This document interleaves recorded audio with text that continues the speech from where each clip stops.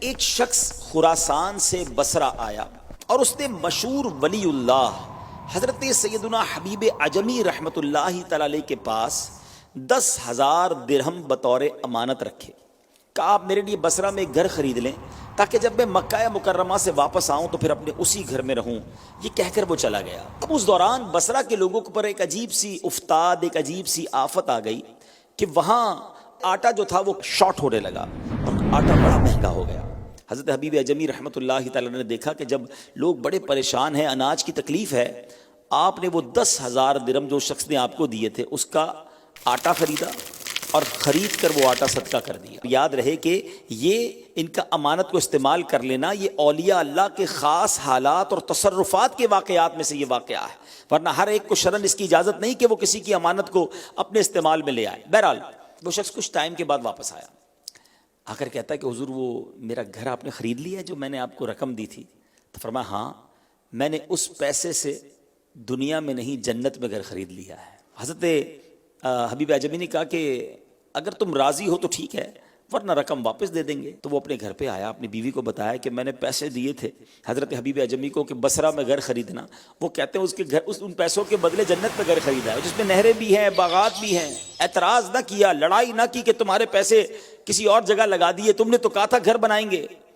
کہتی ہے اگر حضرت حبیب عجمی کہہ رہے ہیں نا تو ایسا کرو کہ ان کے پاس جا کر انہیں کہنا ایک دستاویز لکھ کر دے دیں کہ آپ نے ہمارے لیے جنت میں گھر خریدا ہے. یہ شخص آیا حضرت حبیب عجمی سے، کہتا ہے حضور ٹھیک ہے مجھے منظور ہے، یہ ڈیل کنفرم، مگر ایسا کریں کہ کوئی لیٹر، کوئی کاغذ، کوئی سند تو دے دینا.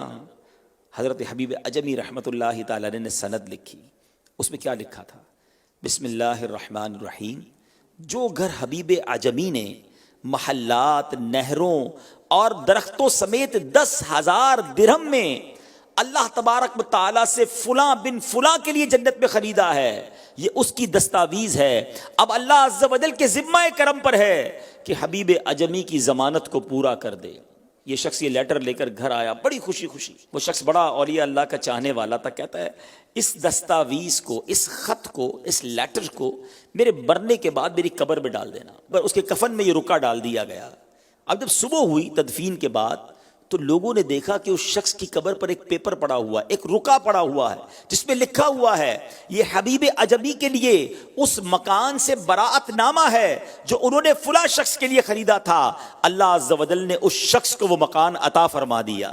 لوگ وہ پیپر لے کر حضرت حبیب عجمی کے پاس آئے کہ حضور قبر پر یہ لیٹر لکھا ہوا ہمیں ملا ہے. اللہ اکبر. حضرت حبیب عجمی نے وہ مکتوب لیا، خوب روئے، خوب آنسو بہائے اور فرماتے اللہ تعالیٰ کی طرف سے یہ میرے لیے بھی تو براءت نامہ ہے کہ رب نے میری کہے کی لاج رکھ لی. اے میرے میٹھے اسلامی بھائیوں، کیا سیکھنے کو ملا؟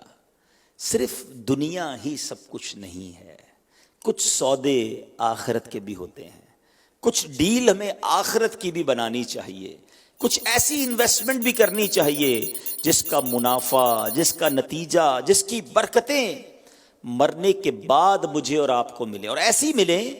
ہمیں یاد ہے نا، ہم نے سنا ہے نا کہ مرنے کے بعد تو کوئی کام نہیں آئے گا. میرا اور آپ کا بینک بیلنس، میرے اور آپ کے پیسے، میرے اور آپ کی پراپرٹیز، میری اور آپ کی تمام چیزیں وہ یہی رہ جانی ہیں. قبر میں کوئی تجوری نہیں ہوتی ہے اور کفن میں کوئی جیب نہیں ہوتا ہے. ہم اکیلے جائیں گے ایمپٹی ہینڈڈ. ادھر کیا چلنا ہے؟ ادھر میرے اور آپ کے اعمال چلنے ہیں.